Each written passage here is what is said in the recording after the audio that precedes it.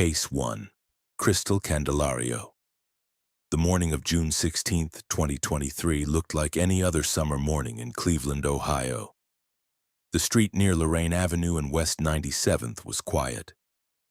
The kind of quiet that belongs to early hours, before the city fully wakes up, before traffic builds, before the day announces itself. A few birds, the distant hum of something ordinary. Nothing that would make a neighbor look twice. A woman approached the front door of a residential home, keys in hand. She had just returned from a trip, one that had taken her out of state, across borders into a different world entirely. For days she had been moving, traveling, living. Now she was back. She unlocked the door, stepped inside. The house was quiet. At first that might not have registered as anything unusual. She had been gone after all. Quiet made sense, but as she moved further inside, toward the back of the house, toward the area where her 16-month-old daughter had been left, that quiet began to shift. It began to press against her, to take on a texture that silence doesn't normally have. Something was wrong. Moments later, she called 911. When first responders arrived, they found a child unresponsive inside the home. Her name was Candelario. She was 16 months old. She was pronounced dead at the scene. And in the hours and days that followed, investigators would begin to piece together a timeline so disturbing, so deliberate, that it would travel far beyond Cleveland, far beyond Ohio, and land in national headlines as one of the most chilling child neglect homicide cases this country had seen in years. But here's what you need to understand before we go any further. In that silence inside the house, it hadn't just started that morning. It had already been going on for 10 days. Welcome to Beneath the Silence. I'm glad you're here. If you're new, stay. You're going to want to see all 10 of these. And if you've been here before, you already know what this channel is about. We don't look away. We don't sanitize. We tell these stories the way they deserve to be told. Completely, carefully, and with full weight given to every single person whose life was touched by what happened. Let's get into it. To understand what happened to Candelario, you first have to understand what her mother looked like on paper. Crystal Candelario was 31 years old. She lived in a residential home in Cleveland, Ohio, a city of neighborhoods, of working families, and of people trying to hold their lives together in the middle of everything life throws at them. There was nothing in her publicly documented history that would have flagged her as dangerous. No widely reported prior criminal cases, no pattern of behavior that had drawn the attention of Child Protective Services in a way that made headlines. From the outside, she appeared to be a functioning adult, a mother, someone navigating the ordinary weight of everyday life. That's what made what came next so difficult to process. Because what Crystal Candelario did was not impulsive. It was not the result of a single moment of poor judgment that spiraled out of control. It was a decision, sustained, deliberate, and carried out over a period of days, that would end her daughter's life in one of the most prolonged and painful ways imaginable. On June 6, 2023, Crystal Candelario left her home. She packed luggage. Surveillance footage later presented in court captured her physically walking out of the residence with bags, the kind of image that, in any other context, would mean nothing. People leave their homes every day. They pack, they travel, they go. But inside that home, she left her 16-month-old daughter alone. Not with a babysitter, not with a relative, not with a neighbor who had been asked to check in. There was no emergency contact, no instructions left for anyone, no arrangement of any kind. Just a child, a toddler who could not feed herself, could not reach water, could not open a door, could not call for help. Placed in a pack and play and left. From that moment, the timeline split into two completely separate realities. Outside the home, Crystal Candelario was moving. She traveled first to Detroit, then to Puerto Rico. These movements were not assumptions. They were verified through travel records and presented in court. She was out there in the world, living inside the hours and days that were passing. Inside the home, Jaylin was waiting. There is no other word for it. She was waiting for someone to come back, for someone to feed her, for someone to pick her up, for any sound that meant she was not alone. By June 7th, there was no record of anyone entering the home. The day passed, the night passed, and then came the one piece of evidence that, perhaps more than anything else in this case, captures the full horror of what was unfolding inside that house. At approximately 1 a.m., on June 8th, 2 days after Crystal had left, a neighbor's doorbell camera picked up a sound, a child crying. That's it, that's the whole thing, just a child crying in the dark. But that audio did something critical for investigators. It established life. It placed Jaylin alive 2 full days after she had been abandoned. It proved she had not died quickly. She was still conscious, still present, still waiting for someone who was not coming. And then the record went quiet again. No more audio, no witnesses, no entries into the home. Just silence. The same silence that had been building since June 6th, growing heavier with every hour that passed. According to the coroner's conclusions, Jaylin survived for approximately 7 to 8 days after being left alone. 7 to 8 days without food, without water, without anyone. A deputy medical examiner, Dr. Elizabeth Mooney, described what that period looked like, not in abstract terms, but in clinical documented detail.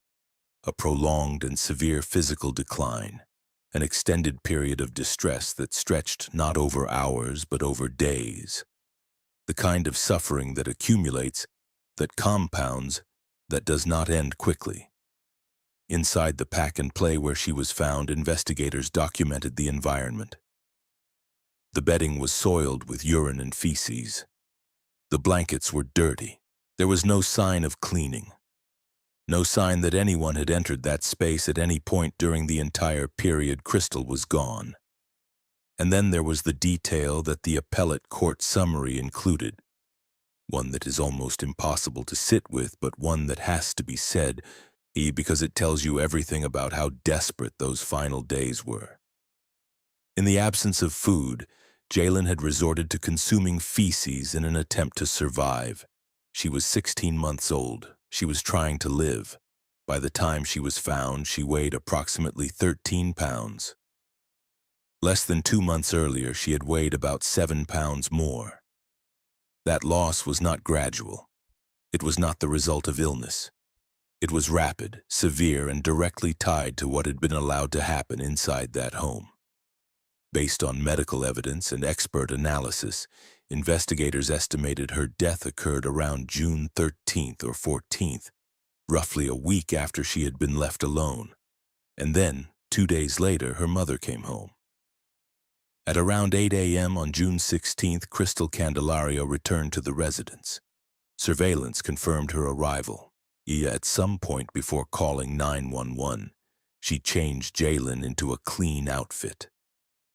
When emergency personnel entered the home, they found the child unresponsive, but the condition of the body, the state of the environment, and the reconstructed timeline immediately told investigators that this was not a sudden, unexplained death. This was the end of something that had been building for 10 days, and the question was no longer what had happened. It was how long it had been allowed to happen, and who had made the decision to let it. On June 26, 2023, a Cuyahoga County grand jury indicted Crystal Candelario on multiple counts: aggravated murder, felonious assault, and endangering children. This was not being treated as neglect. It was being treated as homicide. On February 22, 2024, she pleaded guilty to aggravated murder and 1 count of endangering children. At sentencing on March 18, 2024, Judge Brendan Sheehan addressed her directly. He told her that just as she had confined her daughter without any means of escape, she too would spend the rest of her life confined. And then he said something that has stayed with everyone who heard it. At least in prison you will receive food and water. Two things her daughter had been denied. She was sentenced to life without parole. In January 2025, her appeal was denied. The conviction stood. Jalen Candelario was 16 months old. She deserved every single day she didn't get. Before we go further, where are you watching from right now? Drop your city in the comments. I want to know who's here. But Crystal Candelario was not the first person in Ohio to make a decision that would cost an innocent life. And she wouldn't be the last. Case 2. Anthony Kirkland. On the morning of March 7, 2009, a 13-year-old girl named Esme Kenny laced up her shoes and went for a jog near a reservoir in Cincinnati, Ohio. She never came home. When searchers began looking for her, they found something that didn't belong in that landscape. A man sitting beneath a tree, still quiet, as if he had nowhere to be and nothing to explain. But the details around him told a different story. He had knives in his pocket. He had Esme's belongings in his possession. And not far from where he sat, in the woods nearby, they found her body. The man's name was Anthony Kirkland. And what investigators thought was a single homicide was about to become something far larger. Kirkland was taken into custody. But as detectives began working through the evidence, through his history, through the geography of his movements over the previous 3 years, the case began to expand in a direction that no one had fully anticipated. Because Esme Kenny was not the first. She was not even close to the first. To understand how Anthony Kirkland arrived at that reservoir on March 7, 2009, you have to go back more than 2 decades. In 1987, Kirkland killed a 19-year-old woman named Leola Douglas. He later pleaded guilty to voluntary manslaughter, a charge that by legal definition carries a different weight than murder. He was sentenced, and he served approximately 16 years in prison before being released in 2004. When that release became one of the most scrutinized decisions in this entire case. Because what happened after 2004 was not a man rebuilding his life. It was not a man who had been rehabilitated by the system that held him. What happened after 2004 was a continuation, a pattern that had been interrupted by incarceration and then resumed the moment the door opened. The parole system did not fail because of one bad decision made by one person on one afternoon. It failed because the structure that was supposed to assess risk, monitor behavior, and protect the public did not account for what Kirkland actually was. The label of voluntary manslaughter did not fully reflect the violence underneath it, and when he walked out, that violence walked out with him. Between 2006 and 2009, multiple women and girls in the Cincinnati area were killed under circumstances that shared a recognizable shape. Isolated encounters. Victims who were vulnerable, who were alone, who crossed paths with Kirkland in moments that gave him access. The methods varied slightly, strangulation, stabbing, but the outcomes did not. And after each killing, there was fire. That detail, the fire, is what investigators and prosecutors kept returning to. Because in most cases, when a killer burns a body, the explanation is concealment.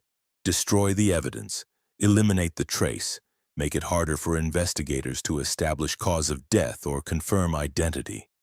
That logic is cold, but it is at least comprehensible. Kirkland's explanation was different. When he spoke about the burning, he did not describe it as a practical decision, and he described it as something that carried meaning, a form of purification, a ritual, something he believed had significance beyond the act itself. That distinction between concealment and ritual is what separated Kirkland from many other killers and made his case a subject of national psychological and criminological discussion.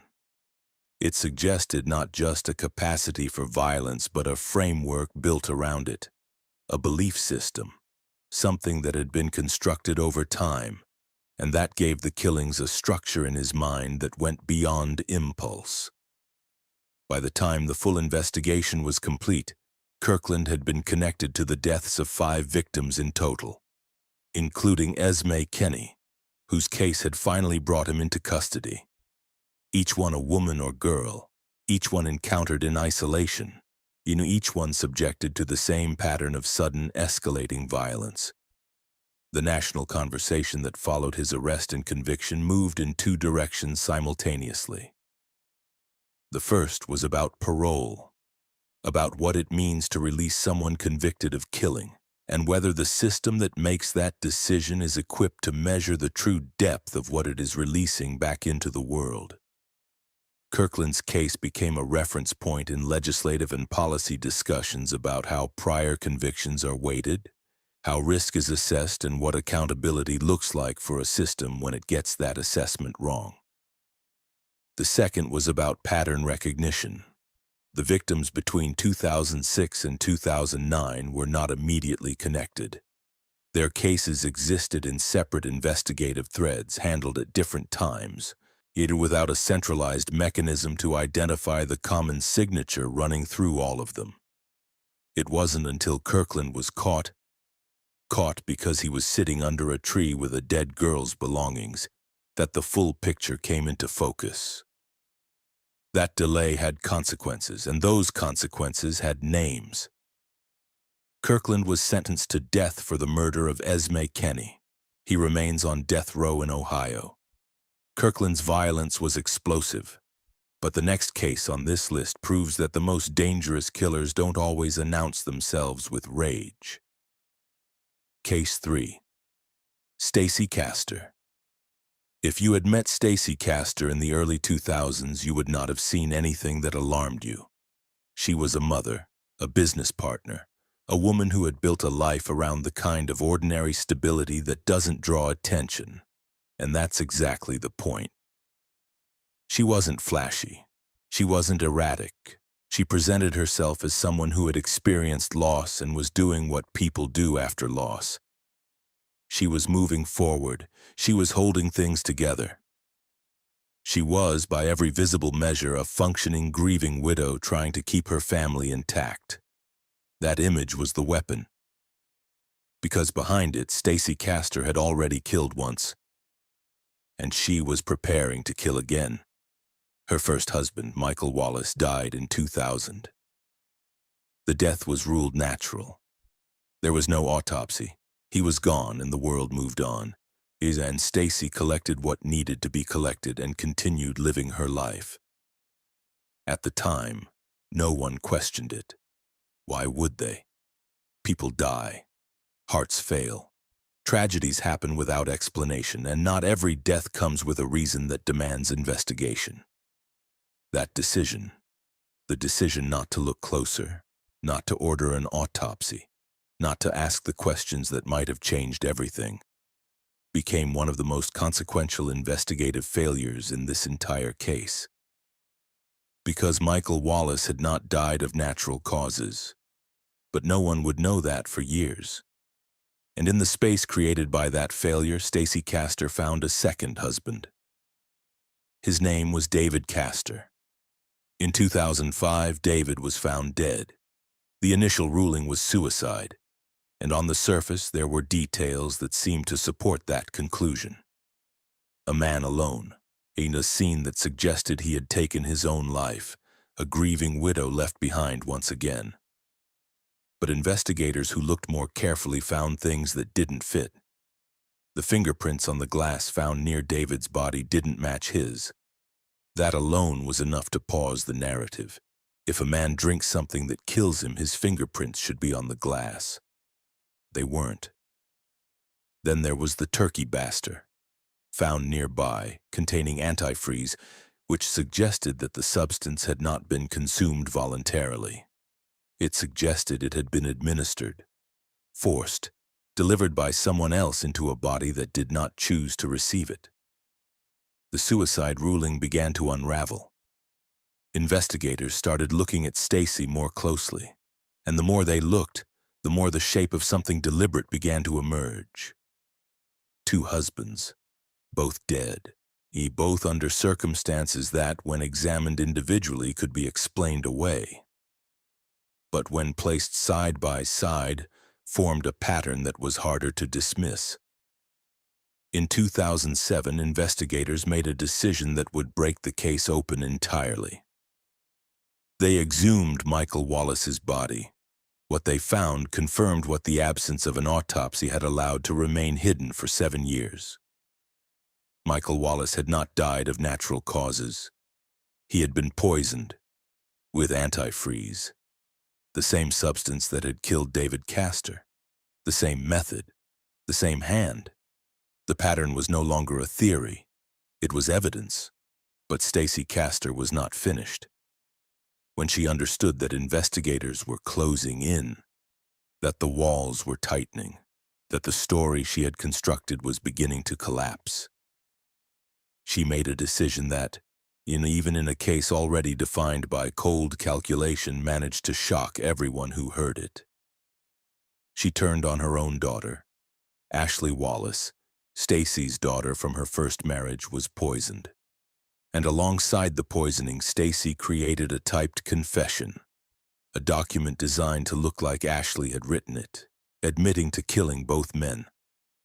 The plan was to stage it as a suicide, to let Ashley die with the guilt attached to her name, to redirect every question, every suspicion, every piece of evidence onto a young woman who had done nothing. Ashley survived. And that survival changed everything. When Ashley recovered and investigators examined what had happened, the staged confession fell apart almost immediately. The document's creation was traced. The timeline didn't hold. The forensic evidence pointed back to Stacy, not Ashley.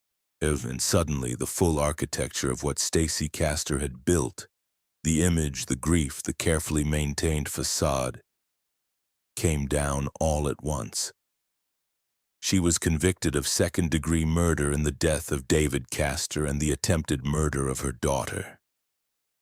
At sentencing, the judge made clear that in all his years on the bench, he had seen many people capable of violence, but he had never encountered someone willing to sacrifice their own child to save themselves. Stacy Castor died in prison in 2016. Her case became a landmark in forensic investigation, specifically in how staged suicides are examined, how toxicology is applied to cold cases, and how digital evidence like document creation metadata can expose the timeline of a cover-up. It changed how investigators approach unexplained deaths, particularly in domestic settings where the surviving spouse is the primary witness. It also served as a permanent reminder that danger doesn't always look dangerous. Sometimes it looks like a grieving widow holding her family together. We're only 3 cases in, and I need to know, what time is it where you are right now? Drop it in the comments. And if this is hitting different, hit that like button. It genuinely helps this channel reach more people. Stacy Castor operated in silence behind closed doors over years. The next case exploded across an entire county in a single night. Case 4. The Pike County Massacre. On the morning of April 22, 2016, law enforcement in Pike County, Ohio, began receiving calls that would set in motion one of the most complex and disturbing investigations in the state's history. And by the time first responders had moved through the scenes, 8 people were dead, spread across 4 separate locations, all within a few miles of each other in a rural stretch of Scioto Township. There was no sign of forced entry at any of the locations. No evidence of struggle that suggested the victims had seen it coming in time to fight back. No chaos, no randomness, just 8 people, 4 locations, and a level of coordination that immediately told investigators this was not a crime of opportunity. This was planned. The victims were all members of the Roden family, a family rooted in the rural landscape of Pike County. the kind of community where people know each other across generations, where families are woven into the fabric of the land they live on. Frank Roden, Dana Roden, Christopher Roden Sr., Gary Roden, Hannah Roden, Kenneth Roden, Clarence Frankie Roden, and 16-year-old Christopher Roden Jr. 8 people, 1 family, 1 night. The shock that moved through Pike County in the hours after the discovery was not just grief, it was disorientation. Because this kind of violence, this kind of coordinated, targeted elimination of an entire family was not something that fit inside the framework of what rural Ohio communities expected to encounter. Mass shootings happened elsewhere. Organized, multi-scene homicides happened in cities and crime dramas in places that felt distant. Not here, not in a community where everyone knew the Rodens, not like this. But it had happened here. And the question that consumed investigators from the very first hour was not just who, it was how. How do you move across 4 separate locations in a single night? Enter each one without force, kill 8 people with precision and leave without being seen? The answer, when it finally came, pointed to a family. The Wagners, George Billy Wagner III, his wife Angela Wagner, their sons Jake Wagner and George Wagner IV. 4 people connected by blood, operating together with a shared purpose and a shared motive that had been building long before April 22nd. At the center of it was a custody dispute. Jake Wagner and Hannah Roden had a child together, a little girl named Sophia. The dispute over Sophia's custody had created a fracture between the 2 families, one that had deepened over time into something that, for the Wagners, apparently justified what they were about to do. The motive was not financial. It was not the result of a single explosive argument. It was control and the fear of losing access to a child. The belief that eliminating the Roden family was the solution to a custody problem. That reframing, from family dispute to calculated mass murder, is what made this case so nationally significant, because it forced a confrontation with an uncomfortable truth, that the most organized, most deliberate violence doesn't always come from strangers. It doesn't always come from people with long criminal histories or documented instability. Sometimes it comes from a family sitting around a table making a plan and then executing it together. The planning was extensive. The Wagners had familiarity with the Roden properties. They knew the layouts, they knew the people inside, they knew how to enter without triggering alarm. That familiarity was not incidental, and it was the mechanism that made the whole operation possible.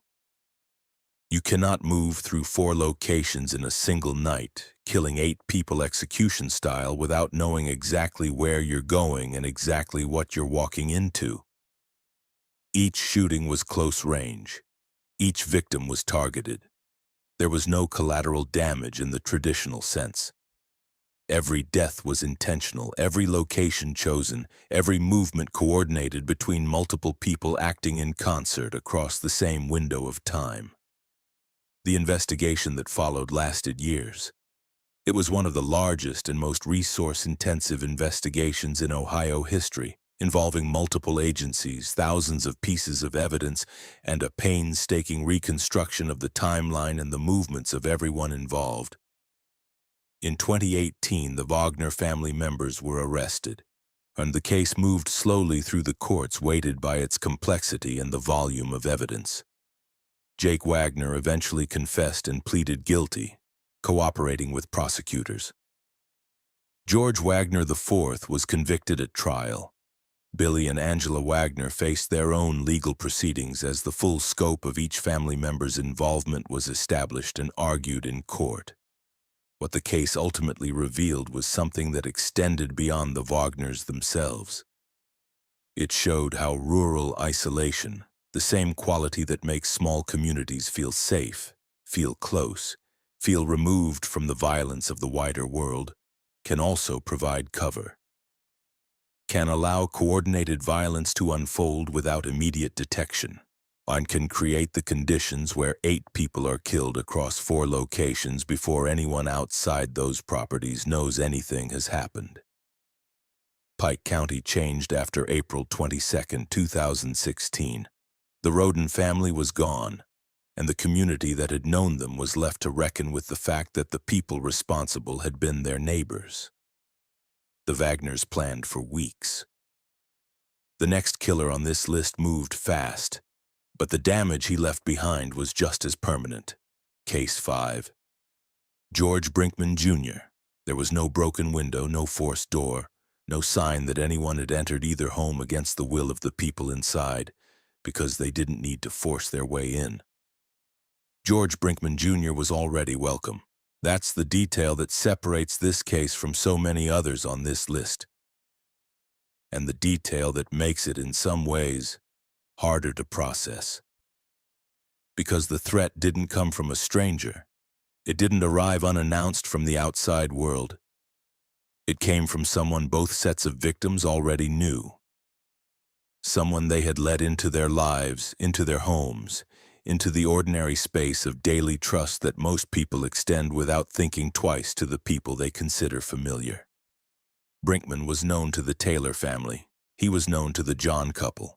And that familiarity, that existing relationship, was not incidental to what happened. It was the foundation of it. It was what made access possible, what made the approach easy, what removed the friction that might have otherwise created hesitation, delay, or the kind of visible warning that could have changed the outcome. When you are already trusted, you don't need a plan to get inside. You're already there. In the summer of 2017, Suzanne Taylor and her 2 daughters were killed in their home in Greene County, Ohio. Brinkman was connected to the family, not as a stranger who had identified them as targets from a distance, but as someone with an existing relationship that had given him proximity. When investigators began reconstructing what had happened inside that home, what they found was not the signature of a single, fixed method.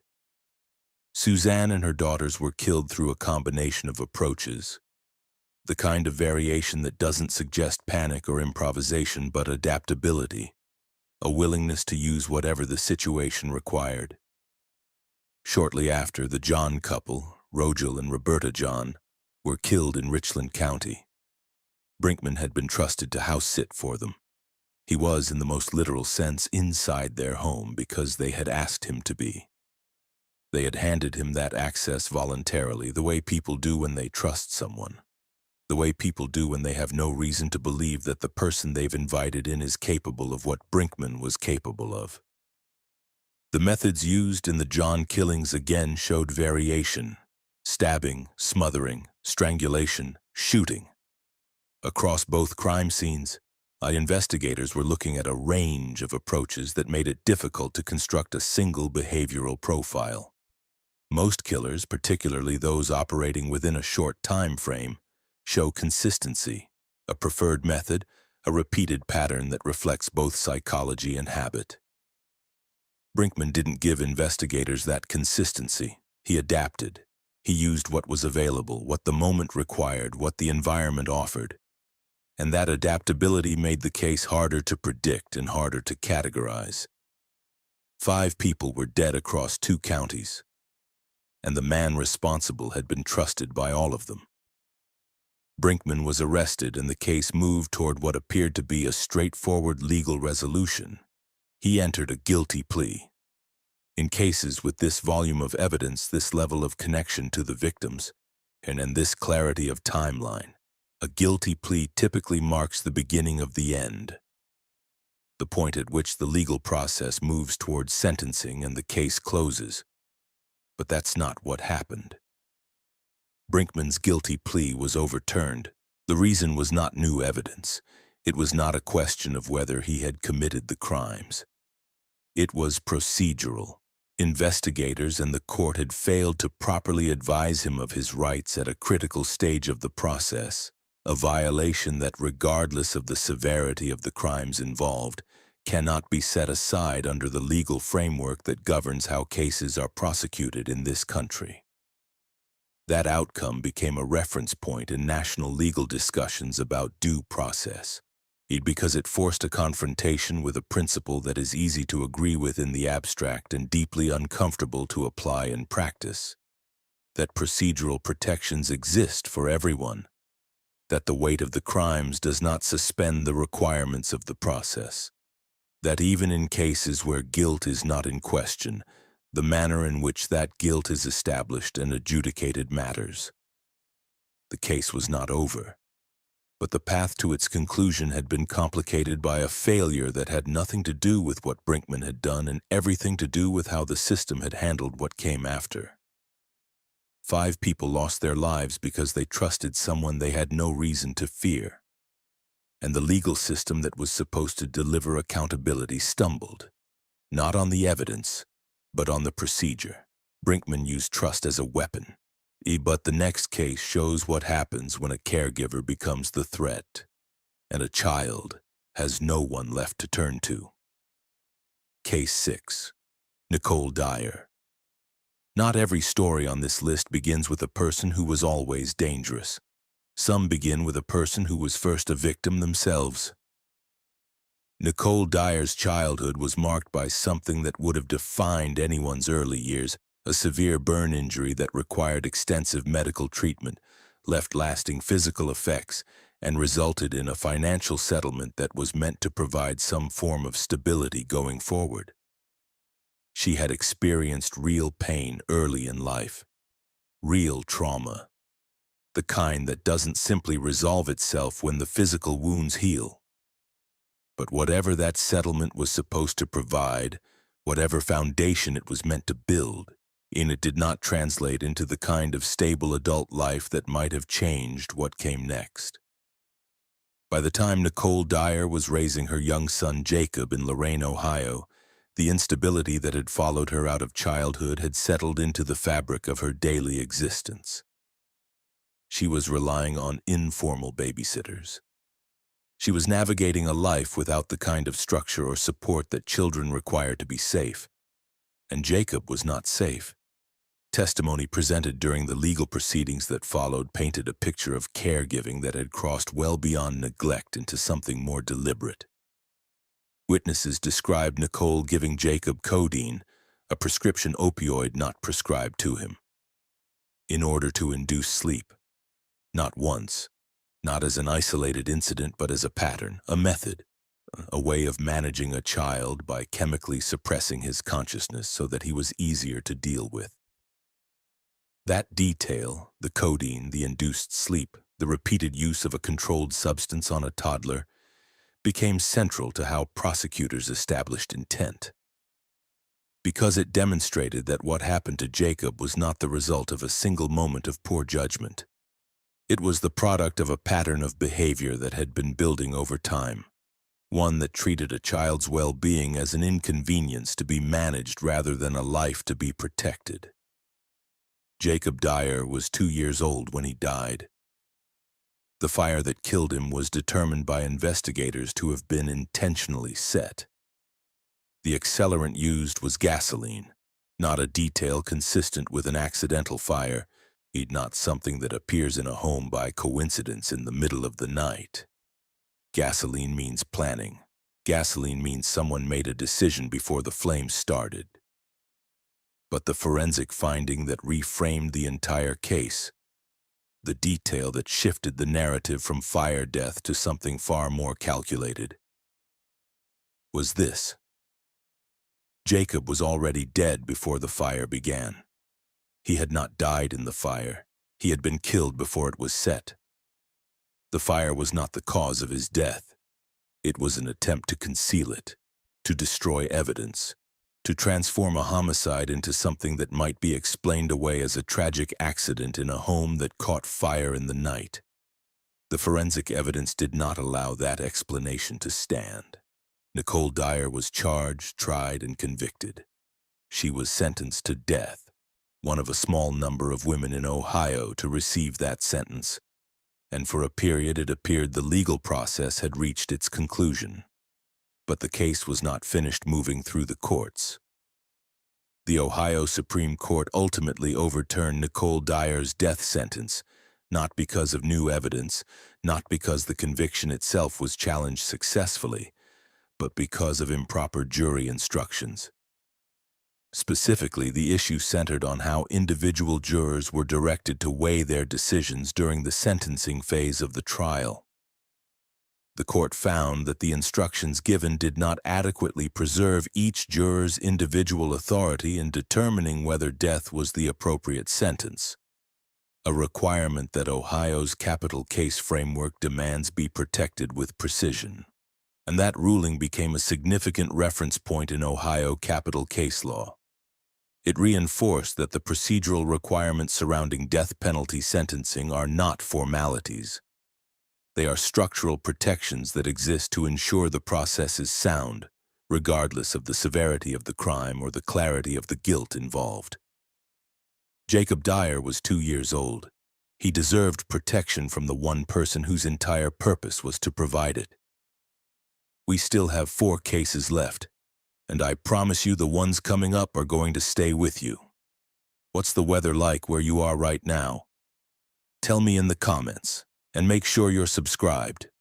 We're not done yet. Nicole Dyer's case forced Ohio courts to re-examine how they handle capital punishment.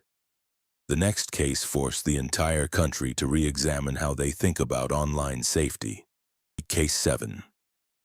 Richard Beasley and Brogan Rafferty. The ad looked like an opportunity, that was the point. Somewhere in the sprawling, largely unmonitored landscape of Craigslist in 2011, Richard Beasley posted a job listing that was designed to appeal to a very specific kind of person. Not everyone, not randomly. Specifically, deliberately, the kind of person who was already struggling. The listing offered farm work in rural Ohio. It promised housing, a wage, a fresh start in a place away from whatever circumstances the applicant was currently trying to escape. For someone with financial instability, limited options, and no strong support system anchoring them in place, that kind of offer doesn't just look appealing. It looks like a lifeline. Beasley understood that. He had constructed the ad with that understanding built into every detail. And the victims he was looking for were not people with deep roots, with families who would immediately notice their absence, with friends who would start making calls within 48 hours. He was looking for people who were mobile out of necessity. People whose disappearance might take longer to register. People for whom the promise of something better was believable enough to make them pack a bag and get in a car with a stranger. 3 men responded to that ad and did not survive the encounter. Ralph Geiger, David Pauley, Timothy Kern. Each one arrived in Ohio believing they were heading towards something. Each one was driven to a remote wooded location in Wayne County. Each one was shot and killed. Their belongings were taken, and their identities were absorbed into a scheme that extended beyond the killings themselves. Beasley stole from them not just their lives, but the paper trail of who they were, using their identities and possessions to sustain himself after they were gone. The structure of the operation was methodical to a degree that is difficult to sit with. Lure, isolate, execute, steal, repeat. There was no rage driving it, no personal history with the victims, no emotional escalation. It was transactional. Each man was a means to an end. Selected because he fit a profile, brought in because the system Beasley had built made it easy, and killed because that was always the plan. But Beasley was not operating alone. Brogan Rafferty was 16 years old. Yet he was a teenager, a minor, who had become entangled in what Beasley was doing in a way that the courts and the public spent considerable time trying to fully understand. Rafferty accompanied Beasley on the killings. He was present. He was involved. And when the case came to trial, the question of how to weigh his culpability against his age, against the influence Beasley had over him, against the dynamics of a relationship between a teenager and a manipulative adult, became one of the most debated aspects of the entire case. Was he a willing participant? Was he coerced? Was he a victim of Beasley's manipulation in his own right, drawn into something he lacked the capacity to fully resist? The answers were not clean. They were not satisfying in either direction. And that ambiguity, the discomfort of holding a 16-year-old accountable for murders while also acknowledging the conditions that produced his involvement, divided public opinion in ways that the case never fully resolved. Rafferty was tried as an adult and convicted. He received a life sentence. What broke the operation open was not an investigative breakthrough, it was a survivor. A fourth man had responded to the same Craigslist ad. He had made the same journey, arrived at the same remote location, and found himself in the same situation as the three men who had already been killed. But something shifted. He managed to escape. To get away from Beasley and Rafferty before the outcome that had claimed the others could claim him as well. He contacted law enforcement, and when the information he provided gave investigators the thread they needed to pull. Without that survival, it is not clear how long the operation would have continued. Without that one person making it out, the ad might still have been running. The legacy of this case extended well beyond the courtroom. It forced a national conversation about the responsibility of online platforms to monitor the content posted on their services. About whether a website that hosts listings can remain entirely neutral when those listings are being used to select and kill human beings. It raised questions about victim selection that the true crime community and law enforcement alike had not fully confronted in the context of the internet. And it permanently changed how investigators approach missing persons cases involving individuals who were last known to be responding to online job offers. Richard Beasley was sentenced to death. He died in prison in 2021 before his execution was carried out. The three men he killed had been looking for something better. He made sure they never found it. Beasley used the internet as a hunting ground.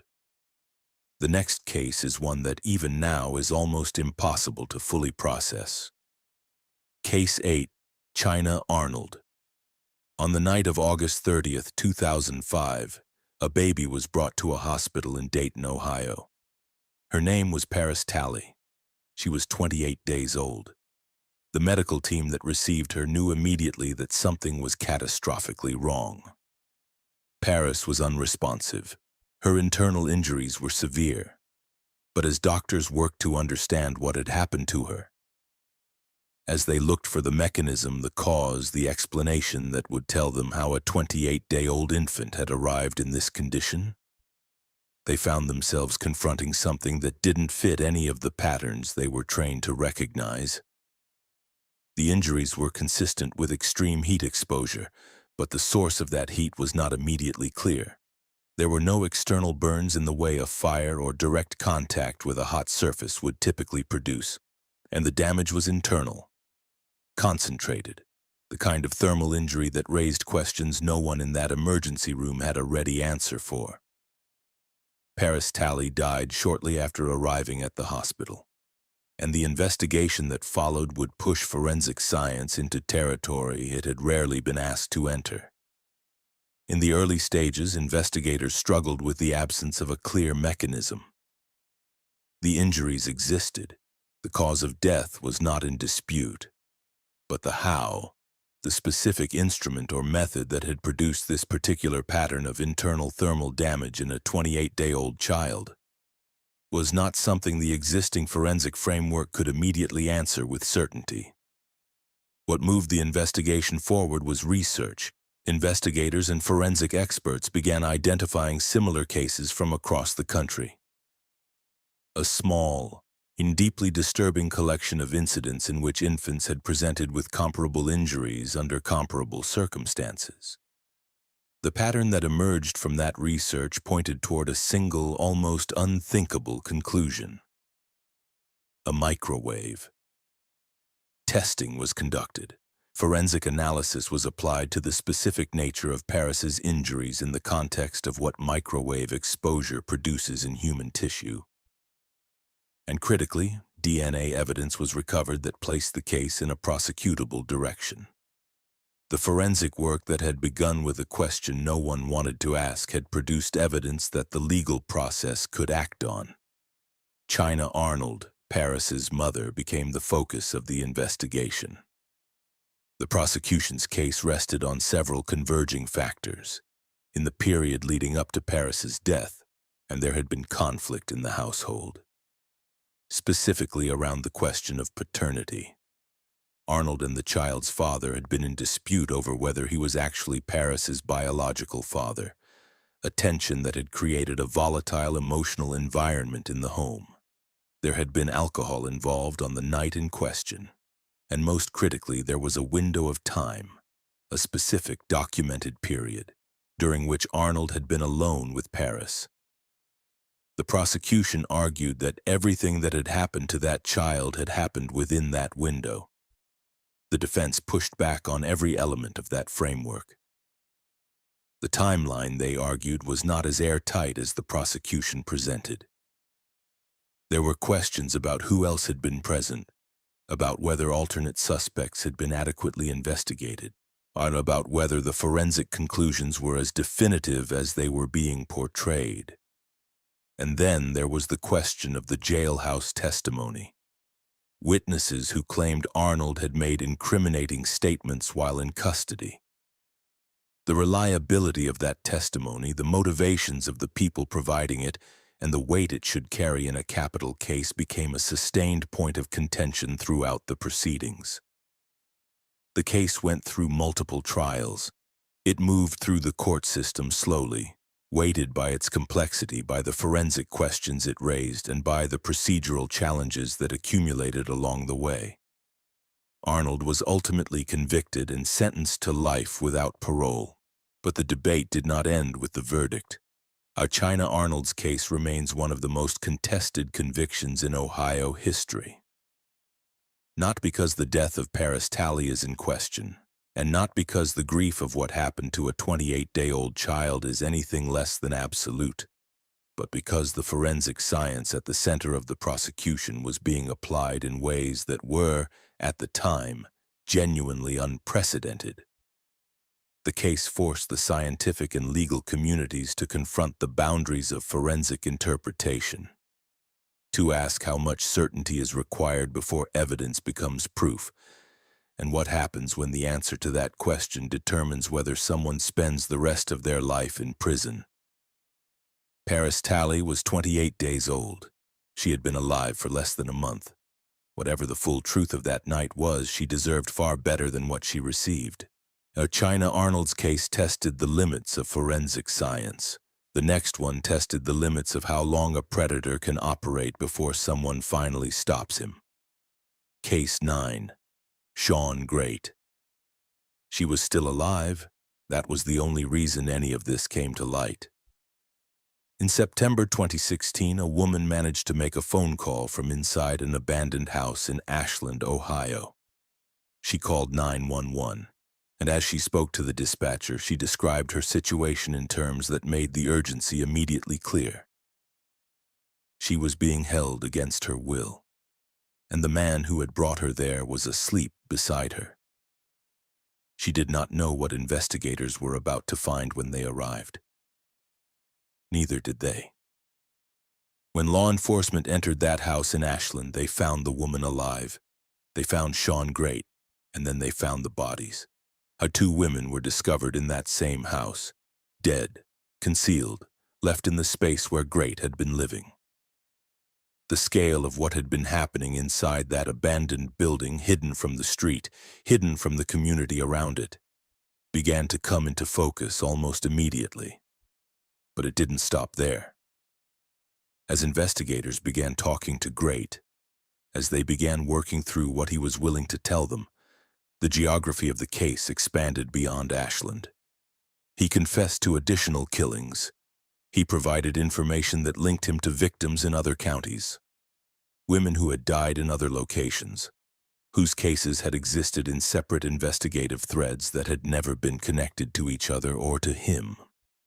By the time the full scope of Grate's crimes had been established, he had been linked to the murders of at least 5 women across multiple Ohio counties. 5 women, multiple locations. And until a survivor made a phone call, none of it had been publicly connected. To understand why that was possible, you have to look at who the victims were. Stacy Stanley, Candace Cunningham, Elizabeth Griffith, Dana Manley, Rebecca Lisi. Each one of them had been navigating circumstances that left them exposed in ways that made them easier to target and harder to find when they disappeared. Isolation, mental health struggles, economic hardship, the kind of life circumstances that reduce a person's visibility, that mean fewer people are checking in, fewer people are tracking their movements, fewer people are in a position to notice quickly when someone stops responding. Grate understood that visibility, or the lack of it, was the condition that made everything else possible. He was not selecting victims randomly. He was selecting people whose disappearance would create the smallest immediate footprint.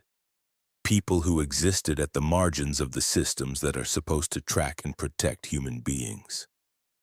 People who, when they went missing, might not generate the kind of urgent, coordinated response that other disappearances would. And he was right. The cases did not connect. The jurisdictional boundaries that divide law enforcement responsibilities across counties, boundaries that exist for administrative and legal reasons, not because crime respects geography, meant that investigators in different areas were working with incomplete pictures. A missing person in one county, a body in another, in a pattern that only becomes visible when all the pieces are in the same room at the same time. They weren't, not until Grate was already in custody. The national conversation that followed his arrest and conviction was not just about Shawn Grate. It was about the architecture of the system that had allowed him to operate across multiple counties across multiple years without being identified and stopped. It was about which victims receive sustained investigative attention and which ones are quietly filed and deprioritized. It was about the gap between how missing persons cases are handled when the missing person is visibly connected to a community, and how they are handled when the missing person is someone the system has already in various ways let fall through the cracks. That conversation was uncomfortable. It remains uncomfortable. And because it requires acknowledging that the failures in Grate's case were not purely individual. They were structural. They were built into the way resources are allocated, the way cases are categorized, the way certain lives are implicitly valued differently than others when the machinery of investigation decides where to focus its attention. Shawn Grate pleaded guilty and was sentenced to death in the Ashland County cases. He also received additional sentences for the killings in other jurisdictions. He is currently on death row in Ohio. The woman who called 911 that September morning did not know she was about to break open a case that spanned years and counties and lives. She just knew she needed help. She made the call. And because she did, the names of 5 women who might otherwise have remained in separate, unconnected files are now part of the same story. They deserved to be found long before they were. Shawn Grate preyed on people the system had already failed. The final case on this list shows what happens when that failure reaches inside a school. Case 10. T.J. Lane. Chardon, Ohio is the kind of town that doesn't expect to become a name people recognize. It is small, quiet. The kind of place where high school football matters, where families have lived for generations, where the rhythms of daily life move at a pace that feels removed from the kind of violence that makes national news. Chardon High School was, by every measure, an ordinary school. The kind of place where students ate lunch in the cafeteria and complained about homework and made plans for the weekend without any reason to believe that the space they occupied every day was anything other than safe. On the morning of February 27, 2012, that changed. A student opened fire in the cafeteria. 3 students were killed: Daniel Parmertor, Demetrius Hewlin, and Russell King, Jr. 2 others were wounded. When the chaos that followed, the running, the screaming, the teachers trying to understand what was happening fast enough to respond to it, unfolded in the space of minutes. But the weight of those minutes has never fully lifted from Chardon. It settled into the community and stayed there, the way these things always do, long after the news cameras left and the national attention moved on. The shooter was Thomas T.J. Lane. He was 17 years old. To look at T.J. Lane's background is to encounter a picture of instability that had been present for years before February 27th. He had not grown up in a stable 2-parent household with consistent structure and support. He had been living with his grandparents, a detail that on its own means nothing, but in the context of everything else, he speaks to a childhood that had already been disrupted in ways that left marks. There was prior minor legal trouble. There were signs, in retrospect, of a young person who was struggling in ways that the people and systems around him had not fully registered or responded to. And for approximately 2 weeks before the shooting, he had been planning it. 2 weeks. Not an impulsive decision made in a moment of acute distress. Not a sudden break from reality that no one could have anticipated. A sustained, deliberate process of preparation that unfolded over 14 days. Inside a school, inside a community, inside a life that continued to look ordinary from the outside while something was being constructed within it. No one detected it. The motive question is where this case becomes particularly difficult to resolve, and there was no clear pattern in how Lane selected his victims. The 3 students who were killed were not, by any documented account, people who had a significant history of conflict with him. He denied that bullying was the driving force. There was no manifesto that laid out a coherent grievance, no clear ideological framework, no obvious personal history with the specific individuals who died that morning. The absence of a clear why. The inability to point to a cause and effect that makes the violence legible is part of what made this case so hard for the community and for the country to process. Because human beings need explanations. We need the violence to have come from somewhere identifiable so that we can locate it, contain it, and believe that we can prevent it from happening again. And when the explanation isn't there, when the motive remains murky and the victim selection appears almost arbitrary, the fear that remains is harder to manage. If it could have been anyone, then it could happen anywhere. The courtroom provided no resolution on that front. At his sentencing, T.J. Lane appeared wearing a shirt on which he had written a single word. He delivered a statement that was not an apology. It was not an explanation. It was a display of contempt for the victims, for their families, for the process itself, that shocked even those who had followed the case closely and thought they had prepared themselves for whatever he might say. The families of Daniel Parmertor, Demetrius Hewlin, and Russell King, Jr. sat in that courtroom and received something that was the opposite of accountability, and he was sentenced to 3 consecutive life terms, without the possibility of parole. What Chardon became after February 27th is something every school community in Ohio and across the country was forced to reckon with. Emergency response protocols were re-examined. School safety infrastructure was reassessed. The conversation about how to identify warning signs in students who are struggling and how to intervene before that struggle reaches a point of no return became more urgent and more specific in the aftermath of what happened in that cafeteria. Chardon did not ask to be part of that conversation. But it is, permanently, irrevocably.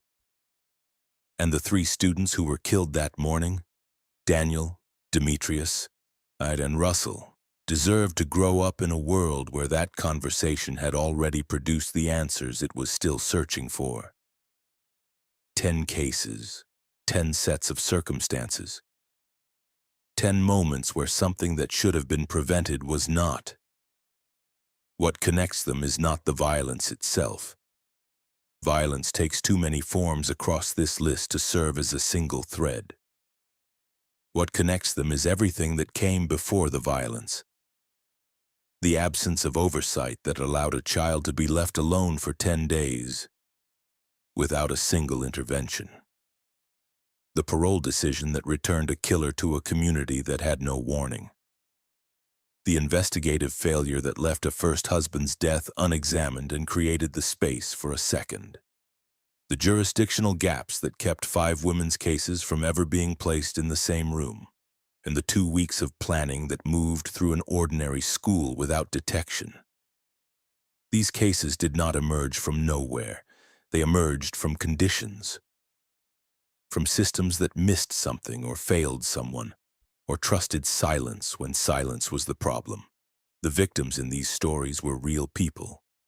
Jalen Candelario, Esme Kenny, Leola Douglas, Michael Wallace, David Castor, Ashley Wallace, who survived, the 8 members of the Roden family, Suzanne Taylor and her daughters, the Johns, Jacob Dyer, Ralph Geiger, David Pauley, Timothy Kern, Paris Talley, Stacy Stanley, Candace Cunningham, Elizabeth Griffith, Dana Manley, Rebecca Lisi, Daniel Parmer-Tor, Demetrius Hewlin, Russell King Jr.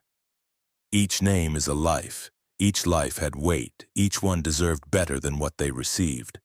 And we tell these stories not to sensationalize them, but because silence has never protected anyone. If you made it to the end of this one, thank you. These stories deserve to be told and they deserve to be heard. If this video moved you in any way, share it, subscribe if you haven't, and drop a comment. Tell me which case hit you the hardest. I read every single one. I'll see you in the next one.